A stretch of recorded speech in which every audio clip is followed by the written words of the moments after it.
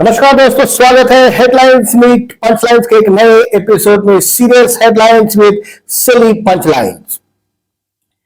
इस हफ्ते के हेडलाइंस में है वॉर फॉर पीस। इसराइल ने अटैक किया ईरान पे पीस के लिए।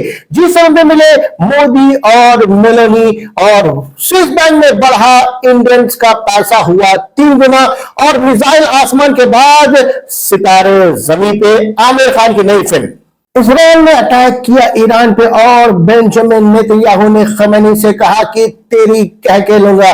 खमेनी ने कहा कड़ा जवाब मिलेगा और लोगों ने कहा कि ठाकुर तो जियो। शुरू में लगा कि ईरान पिट रहा है, लेकिन बाद में ईरान ने भी कड़ा जवाब दिया और अरे मार गोली बम का धुआं धुआं कर दिए, पूरा किला बर्बाद हो गया। ईरान ने ऐसे ऐसे मिसाइल दागे हैं इसराइल पे, लग रहा है कि दिवाली का नया स्टॉक आया है। और खास तौर पे चर्चा में रहा ये मिसाइल, जो कि मिसाइल कम और ब्रह्मास्त्र 2 का प्रोमो लग रहा है। उधर इसराइल को लगा कि अमेरिका उसका साथ देगा, लेकिन ट्रंप तो वो दोस्त निकला जो गोवा का प्लान लास्ट मोमेंट पे डिच कर देता है। मगर डोनाल्ड ट्रंप ने खमेनी से कहा कि Khamenei must apologise unconditionally. Iran must apologize unconditionally for Israel attacking Iran. क्या बात है सर, क्या बात है सर, क्या बात, ये बात है। उधर अमेरिका का हाथ छोड़ते ही बेंजामिन नेतन्याहू का कुछ ऐसा हाल हुआ।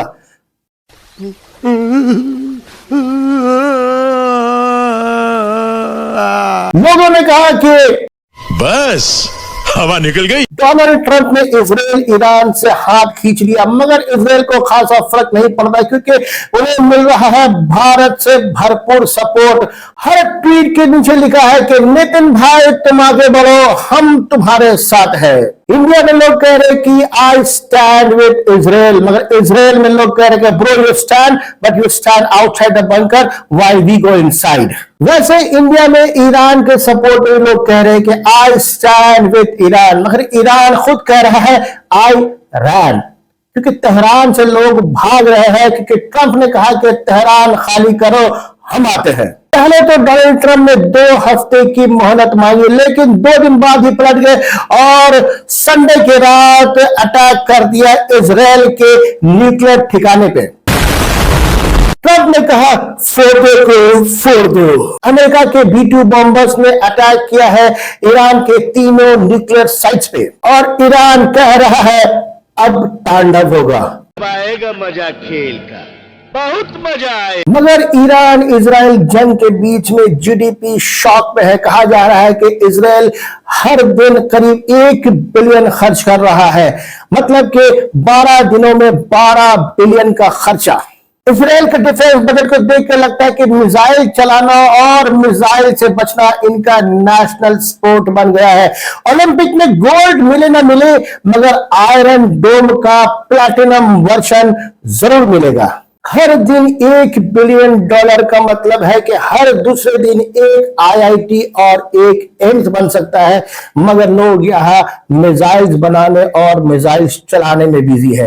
वहीं ईरान इतने सारे सैंक्शंस के बावजूद उसने $23 बिलियन का बजट रखा है।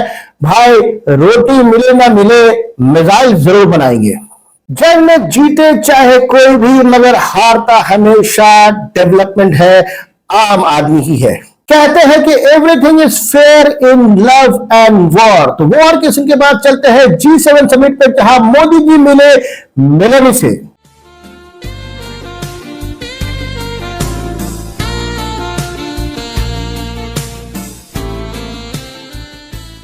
मेलोनी ने मोदी जी से कहा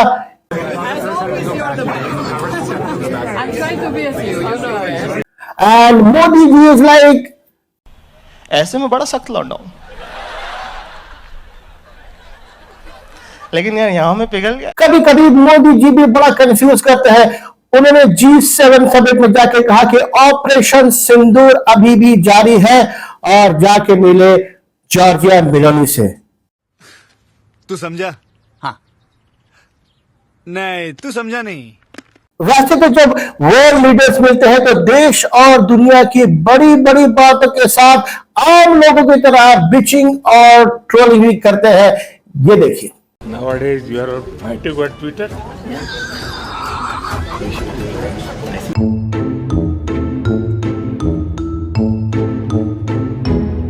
कनाडा के बाद चलते हैं स्विट्जरलैंड की वादियों में, जहां पे स्विस बैंक में इंडियंस का पैसा पहुंच गया है 37,600 करोड़। ये अपने पुराने आंकड़े से 3 गुना हो गया है। और मोदी जी कह रहे हैं कि बड़े भाइयों, ये विकास की नई पहचान है। अब देश की जनता पूछ रही है कि पहले 15 लाख मिलने थे, तो क्या अब अकाउंट में 45 लाख रुपए आएंगे? मेरे प्यारे देशवासियों, स्विस बैंक में पैसा बढ़ना दिखाता है कि दुनिया भारत पर भरोसा करती है और टैक्स भी बचाती है। स्विस बैंक ने कहा कि आपका पैसा हमारे साथ सुरक्षित है, और वोटर ने कहा कि हमारा भरोसा अनसेफ।